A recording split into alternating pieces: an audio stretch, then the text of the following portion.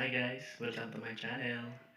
Gagawin natin ngayon is mag-repair tayo ng conventional na battery. Since natuyuan na siya ng tubig, so i-refill natin para ma-revive natin yung battery para gagana na siya ulit.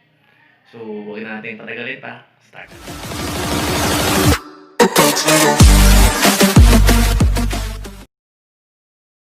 Guys, na i-repair natin. So kitang-kita naman sa video, nasa low level na yung ano niya, yung battery solution. So dagdagan natin ng distilled water para mabalik siya sa normal.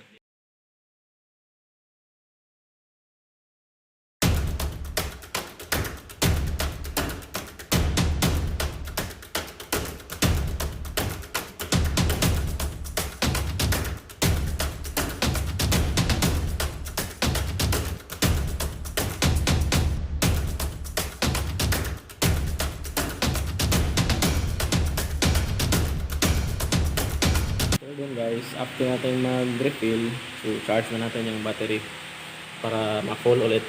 So, dapat nasa positive yung pula at sa negative yung itim. Dapat di nagkabaliktad. Then on natin yung battery charger, tapos antayin natin na ma-full. 1 hour later.